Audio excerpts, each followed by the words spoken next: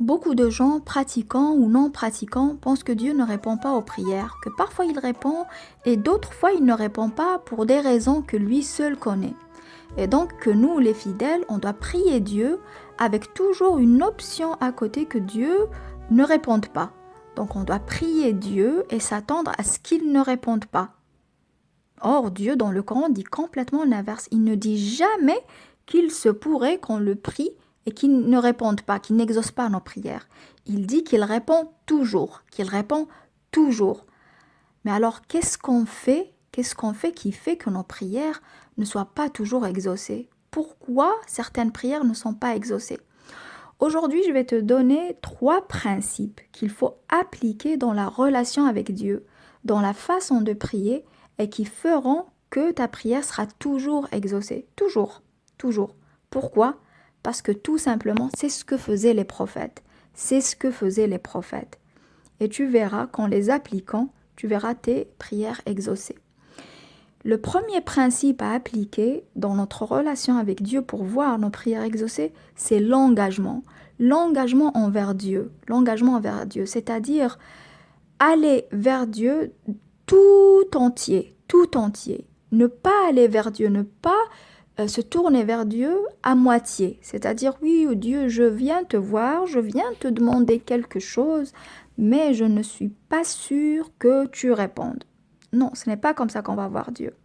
Et puis, quand on va voir Dieu, on fait un effort de l'âme, c'est-à-dire je m'engage avec mon âme, avec mon cœur, à mettre tout mon espoir uniquement en Dieu, uniquement. L'engagement, c'est-à-dire avoir une relation exclusive avec Dieu, comme dans les couples, comme dans les couples.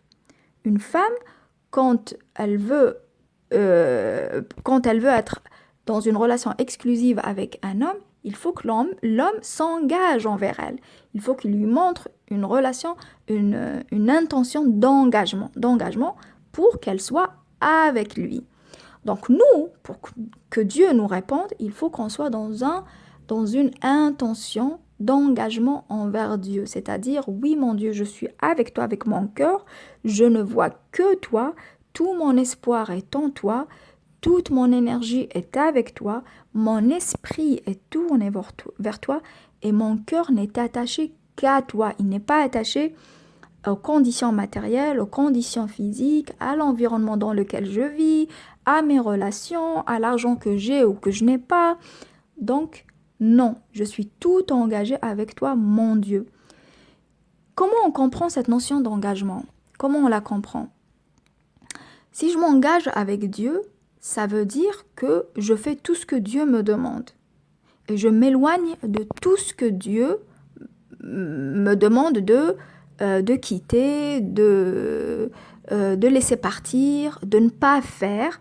Est-ce que ça veut dire que dans cette relation exclusive avec Dieu, je ne me trompe jamais, il ne m'arrive jamais de désobéir ou de faire des choses que Dieu n'aime pas? Non, non, Dieu a créé l'être humain imparfait. Il ne l'a pas créé parfait et il lui a demandé de passer sa journée à prier et de ne pas vivre la vie matérielle, physique. Non, non. Dieu a créé l'homme selon un principe de dualité, c'est-à-dire qu'il y a en lui le bien et le mal, le positif et le négatif, sa capacité à prier Dieu et puis à s'éloigner de Dieu. Mais Dieu nous dit toujours, rappelez-vous que vous avez la possibilité de choisir. Et moi, je vous demande de me choisir, de me prouver que vous êtes toujours engagé envers moi. Ne vous détournez pas de moi, ne vous détournez pas de moi. Donc, cette notion d'engagement, elle rappelle la notion de liberté dans notre relation avec Dieu, dans notre relation. Donc, je dis à Dieu, moi, je veux que tu répondes à mes prières, mais je m'engage avec toi. Je signe un contrat avec toi. Je signe un contrat et je vais rester avec toi. Je ne vais pas me détourner de toi. Je ne vais pas donner plus d'importance à mes relations, à l'environnement dans lequel je vis, à mes diplômes, aux opportunités qui peuvent se présenter, qui peuvent être alléchantes ou non. Je ne vais pas donner la priorité aux conditions physiques. C'est-à-dire que toi, mon Dieu, c'est toi la priorité. Tu es le seul dans mon cœur. Tu es le seul que je vois. Je ne vois rien d'autre que toi. Je ne vois rien d'autre que toi. C'est-à-dire qu'on respire, qu'on dort, qu'on sort, qu'on travaille avec Dieu en nous, avec Dieu en nous. Je reviens à cette notion d'engagement. Quand, par exemple, si par exemple j'ai envie d'avoir Internet chez moi, le Wi-Fi, avec une très bonne qualité de connexion et tout, qu'est-ce que je fais? Je m'engage avec un opérateur. Je signe un contrat avec un opérateur qui va me fournir le service. Quand je signe un contrat avec l'opérateur, ça veut dire que je m'engage à respecter les clauses du contrat. Je sais que je vais avoir des obligations envers mon opérateur. Par exemple, payer les factures, avoir un téléphone fixe pour avoir une connexion Wi-Fi. Donc tout ça, c'est des obligations qui rentrent dans ce contrat que j'ai pris avec l'opérateur pour avoir mon service. Or, avec Dieu, il n'y a pas cette notion d'engagement. Souvent, les gens pensent qu'il suffit de prier 5 fois par jour, de faire toutes les obligations religieuses, mais s'ils vont voir, s'ils vont vérifier dans leur cœur jusqu'à quel point ils sont engagés envers Dieu, c'est-à-dire jusqu'à quel point ils comptent sur Dieu à 100% dans leur prière, on verra que peut-être ils comptent sur Dieu à 20%, à 30%. Et tout le reste, c'est mes relations, c'est l'argent que j'ai, c'est mon compte bancaire, c'est ma situation socio-culturelle, où je suis née, de quelle couleur je suis. Non. Quand on s'engage avec Dieu, ça veut dire que toutes les conditions matérielles deviennent secondaires. Parce que c'est Dieu qui a créé les conditions matérielles. C'est Dieu qui a créé les conditions physiques. C'est Dieu qui a créé les règles de l'univers.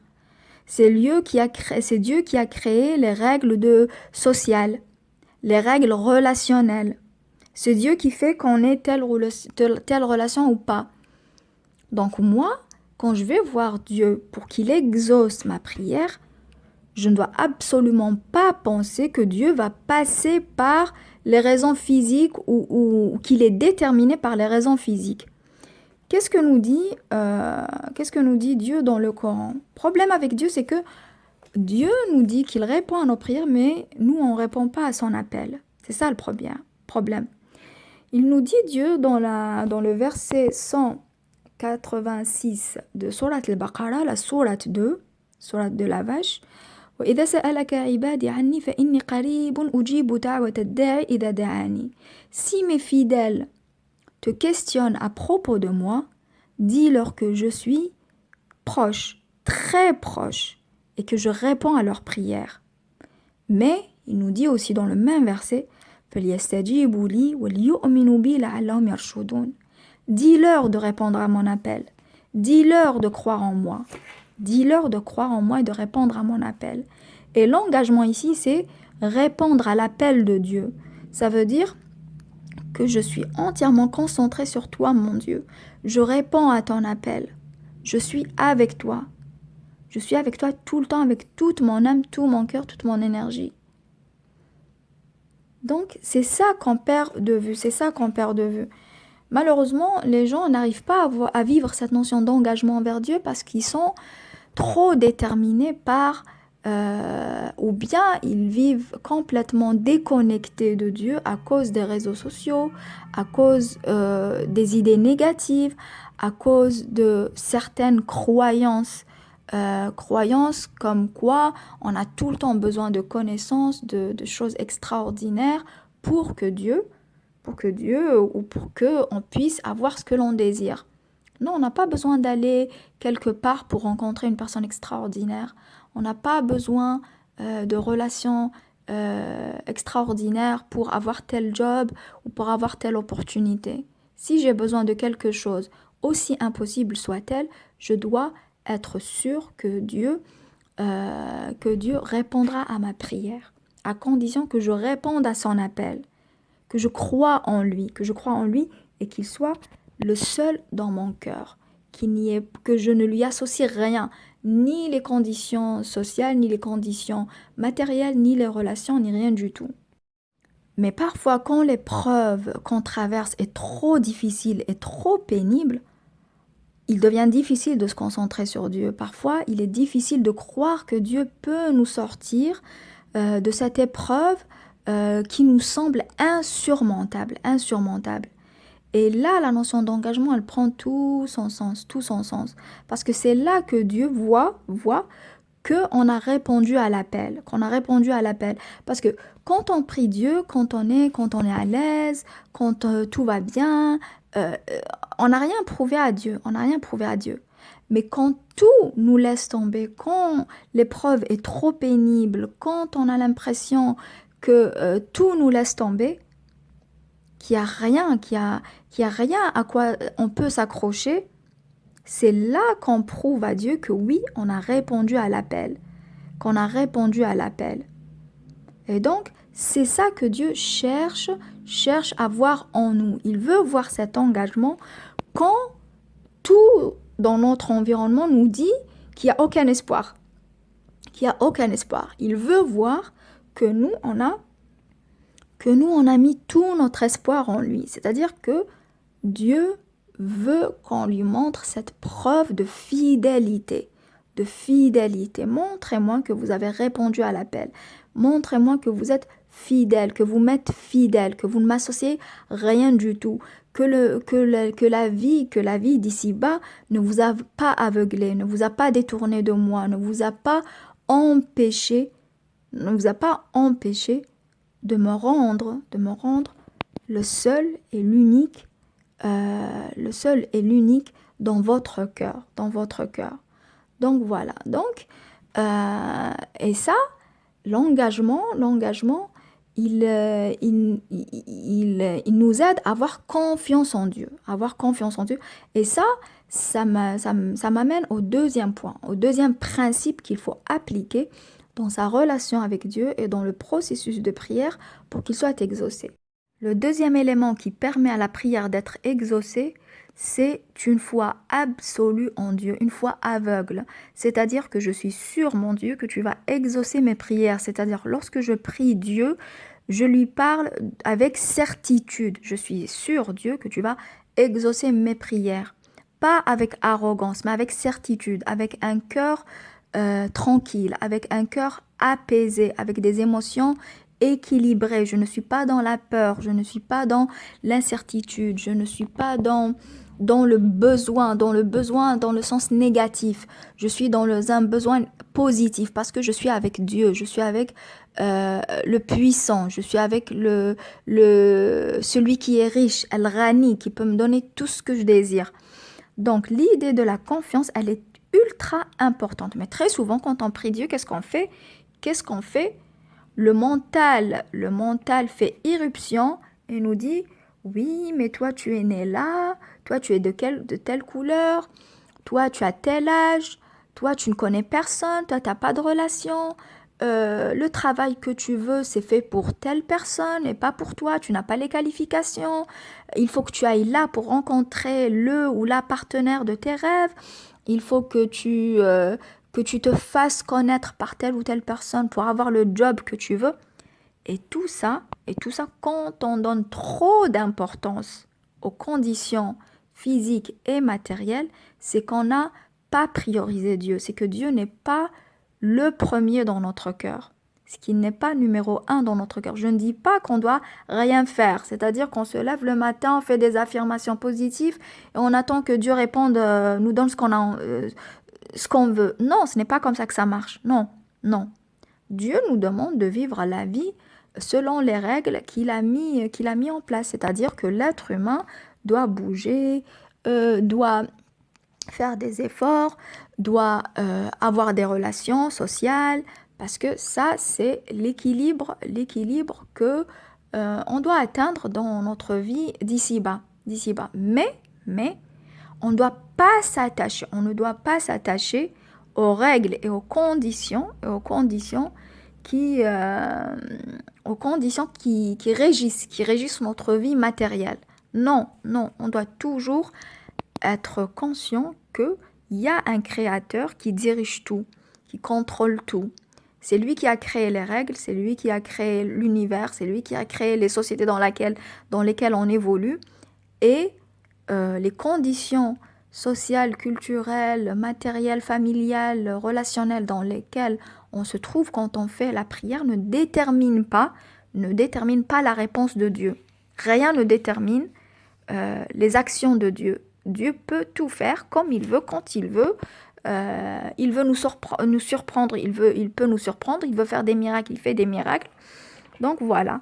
Et c'est ce qu'il a fait avec Zacharia quand Zacharia s'est réfugié en Dieu pour lui demander un enfant, un héritier. Voilà. Que fait Zacharia? Comment Zacharia parle à Dieu? Idnada dans Sourate Maryam, la magnifique Sourate Maryam que je vous recommande de lire parce qu'elle est très belle. Alors, Zacharia, idnada rabbahu nida'an khafiya, lorsqu'il invoqua son Seigneur d'une invocation secrète, c'est-à-dire une invocation toute discrète. Ça fait référence à la relation privilégiée avec Dieu, c'est-à-dire que nous devons être aussi proches avec Dieu. Que dit Zacharia? قال ربي إني وهن العظم مني واشتعل الرأس شيبا ولم أكن بدعائك ربي شقيا. Ô mon Seigneur, mes os sont affaiblis et ma tête s'est enflammée de cheveux blancs et je n'ai jamais été déçu ou malheureux en te priant, ô mon Seigneur. C'est-à-dire que voilà, les conditions matérielles, elles sont inexistantes. Je suis vieux, mais je sais que tu ne m'as jamais déçu, mon Dieu. Je sais que tu réponds aux prières. C'est ça l'état émotionnel, l'état d'esprit dans lequel on doit être avec Dieu. C'est-à-dire que même si je n'ai il n'y a rien qui me dit que je vais avoir ma prière exaucée, je dois y croire. Et que dit ensuite Zacharia? Il se réfugie avec toute sa vulnérabilité. Ça, c'est une condition pour que la prière soit exaucée. C'est de montrer la vulnérabilité à Dieu et à Dieu uniquement. وإني خفت الموالي من ورائي وكانت امرأتي عاقرا فهب لي من لدنك وليا. Je crains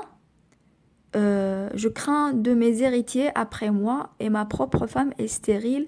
Accorde-moi de ta part un descendant. Là, je reprends la traduction de Oma.com, que cette traduction, elle n'est pas toujours très au point, mais bon, c'est celle qui est qui m'aide le plus pour le moment. Mais ce qu'il faut retenir, que dit Zacharia? Il lui dit, j'ai peur pour après. Je veux un héritier, mais ma femme ne peut pas avoir d'enfant. Ma femme est stérile. Imra'ati aqir. Fahab li min ladunka waliya. Donne-moi, mon Dieu, un héritier, un enfant qui peut mériter, qui hérite de moi, hérite de ma famille de Jacob, et fais qu'il te soit agréable, mon Seigneur. Waj'alhu rabbi radiya, c'est-à-dire, donne-moi un héritier que toi tu choisis pour moi, un héritier dont tu seras satisfait, mon Dieu. C'est-à-dire que là, on voit que Zacharia se soumet entièrement à Dieu. C'est-à-dire, donne-moi ce que toi tu vois bien pour moi. Un enfant qui sera bon, satisfaisant, un bon croyant. Et Dieu lui répond, Ya Zacharia, inna nubashiruka bi ghulamin ismuhu Yahya lam naj'al lahu min qablu samia. Ô Zacharie, nous t'annonçons la bonne nouvelle, le Bushra, la bonne nouvelle, d'un fils. Son nom sera Yahya, Jean. Nous ne lui avons pas donné auparavant d'homonyme. Ensuite, Zacharia, qu'est-ce qu'il dit? Zacharia, il pense aux conditions matérielles, tout de suite. Il lui dit, قال ربي أن يكون لي غلام وكانت امرأتي عاقرا وقد بلغت الكبر عتيا. Il dit, mon Dieu, je suis tellement vieux, oh mon Seigneur, comment aurais-je un fils quand ma femme est stérile et que je suis très avancé en vieillesse? Dieu lui répond, قال كذلك قال ربك هو علي هين وقد خلقتك من قبل ولم تك شيئا. Allah lui dit, ainsi sera-t-il. Ton Seigneur a dit, ceci m'est facile. Et avant cela, je t'ai créé alors que tu n'étais rien. Et c'est là où la toute problématique des croyants ou des non-croyants quand ils prient Dieu, c'est qu'ils sont trop attachés aux conditions matérielles. C'est-à-dire qu'ils sont trop dans le mental et ils oublient la puissance de Dieu. Ils oublient la puissance de Dieu. Et ces versets, ils sont très importants. Il est très important de les vivre avec son cœur pour pouvoir avoir sa prière exaucée. Et je vous parle sur une expérience personnelle. Pas une seule fois, bien sûr, plusieurs fois. Plusieurs fois et sur, bien sûr, les témoignages de beaucoup de croyants qui voient leur prière impossible, se réaliser comme un miracle. Donc voilà, donc Dieu exauce nos prières, même les plus impossibles, encore plus quand elles sont impossibles. Et c'est ça qui est magnifique avec Dieu. Plus la prière est impossible, plus on a de chances qu'elle soit, qu'elle soit exaucée parce que Dieu aime nous montrer sa puissance, aime nous montrer sa générosité, aime nous montrer sa miséricorde. Voilà, il nous demande juste de répondre à son appel, uniquement, de répondre juste à son appel. Répondez à mon appel. Je suis proche de vous. Ne vous éloignez pas, ne vous détournez pas de moi. La troisième condition ou le troisième élément qui permet à une prière d'être exaucée, c'est de connaître Dieu, c'est de connaître qui est Dieu, de savoir qui est Dieu, de connaître les caractéristiques de ce Dieu que moi je prie à qui je demande des choses impossibles. Si je prie un Dieu dont je ne connais rien, dont je ne connais pas les caractères, dont je ne suis pas sûre de la bonté, de la miséricorde, de l'amour, de la générosité, bien sûr, je ne vais pas prier avec foi. Je ne vais pas pouvoir réaliser la condition numéro 2 qui est la foi absolue en Dieu. Si je ne connais pas Dieu, je vais reprendre l'exemple de l'opérateur. Si je signe un contrat avec un opérateur, mais je ne connais rien de cet opérateur, je ne connais pas le service client, je ne connais pas comment il règle les problématiques, par exemple, de panne, quand j'ai des problèmes, est-ce que je vais avoir confiance en cet opérateur? Non, je vais toujours chercher un opérateur en qui j'ai confiance pour pouvoir signer le contrat, pour pouvoir avoir confiance en lui. Et c'est pareil avec Dieu, c'est pareil. Si je ne le connais pas, si je ne connais pas ses attributs, ce Dieu que je prie, je ne peux pas être dans la confiance absolue. Donc je ne vais pas réaliser les conditions qui permettent à ma prière pour qu'elle soit exaucée. Donc, il faut absolument que je connaisse les caractéristiques de Dieu. Et comment je connais Dieu? C'est en lisant le Coran. C'est en lisant le Coran. Et c'est ce que beaucoup de gens ne font pas. C'est qu'ils ne lisent pas le Coran avec méditation. C'est-à-dire qu'ils ne méditent pas sur ce Dieu en qui ils croient, mais en qui ils n'ont pas suffisamment confiance pour le prier avec certitude, avec une foi aveugle. C'est-à-dire, oui, je crois qu'il y a un Dieu qui a créé l'univers, qui dit qu'il est bon et tout, mais voilà, je sais pas, moi je suis pas sûre, il me répond pas, je le prie depuis des années, il me donne pas ce que je veux, je sais pas pourquoi il fait ça. Non, c'est qu'on n'a pas répondu à l'appel, on n'a pas répondu. Dieu, il n'est pas dans notre cœur. Il faut arriver à un état où on ressent la présence de Dieu, on la ressent, elle est presque physique, on la ressent autour de nous, on la ressent dans nos cœurs. On ressent cette joie de proximité avec Dieu. Il faut ressentir cette joie de proximité avec Dieu, cette joie de la confiance.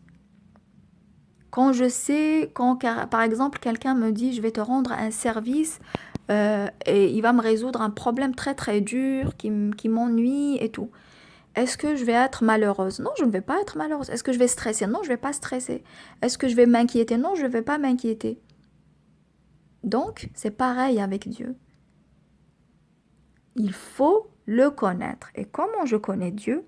En lisant le Coran, en connaissant les noms de Dieu, le généreux, le miséricordieux, celui qui guérit, celui qui réconforte quand on est blessé, le Jabbar, le Rahman, Al-Ghani, Al-Qarib, celui qui est proche de nous. Donc il faut connaître Dieu, il faut méditer la parole de Dieu, il faut la méditer pour que on puisse la vivre, Donc ce sont les trois conditions. Les prophètes connaissaient Dieu. Je vais vous donner l'exemple de Moïse. Moïse, quand il était persécuté par le Pharaon, après avoir quitté l'Égypte, qu'il devait se diriger vers la terre promise. D'accord? Qu'il devait aller au mont Sinaï. Qu'est-ce qu'il a fait? Il est arrivé devant la mer et persécuté par le Pharaon. Qu'est-ce qu'il a fait? Il avait confiance en Dieu. Et Dieu, il lui a fait un chemin dans la mer. Bien sûr, c'est un miracle, mais Dieu nous fait encore des miracles.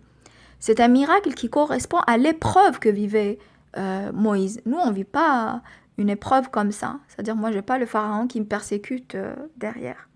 Bien sûr, vous allez me dire, oui, mais on voit ce qui se passe, les gens qui s'entretuent et tout. Ça, c'est une autre histoire. Mais bon, je parle de la prière. Quand on a une demande, quand on a un désir, quand on a un besoin, quand on a une envie, comment se connecter à Dieu pour voir nos prières exaucées. Il faut suivre l'exemple des prophètes. Il faut faire comme ont fait les prophètes. C'est-à-dire qu'ils ont connu Dieu, ils ont eu confiance en Dieu et ils se sont engagés en Dieu. C'est-à-dire ils n'ont pas associé quoi que ce soit à Dieu, ni les conditions matérielles, ni les relations, ni l'argent, ni la puissance physique ou la puissance de la famille. Rien de tout ça. Rien de tout ça. Moïse, persécuté par le Pharaon, il était seul. Et plus on est seul, et plus on se dirige vers Dieu, plus on verra de miracles dans notre vie. Et je vous parle sur expérience.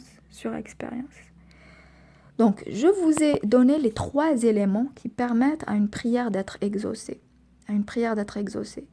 Premièrement, c'est un engagement total envers Dieu. Je signe un contrat avec Dieu. Je suis avec toi, mon Dieu. Je m'engage avec toi. Voilà. Je reste avec toi. Je ne me détourne pas de Dieu. Je ne détourne pas mon regard de toi. Il n'y a rien dans mon cœur, mon Dieu, en même temps que toi. Il n'y a rien. Ni la relation de mes rêves, ni le travail de mes rêves, ni les gens qui peuvent m'aider. Non, il n'y a que toi, mon Dieu. Je sais que tu vas me donner ce dont j'ai besoin. Ça, c'est l'engagement. Deuxième chose, c'est la foi absolue, la confiance absolue. Je sais, toi, l'opérateur, que tu vas me fournir Internet. Je sais, parce que j'ai confiance en toi. J'ai confiance en toi, mon Dieu. Et troisième élément, c'est de connaître Dieu. Connaître cette puissance à qui on s'adresse et pourquoi. Et c'est ça qui va me permettre d'avoir la confiance, d'avoir cette foi absolue en Dieu. Donc voilà aujourd'hui pour la prière. Si vous avez des commentaires, laissez-les en bas de la vidéo ou du podcast. Vos questions sont les bienvenues. Je vous dis à très bientôt. Vivez en paix avec Dieu. Et je vous dis à très bientôt. Au revoir. N'oubliez pas de liker et de vous abonner. Au revoir.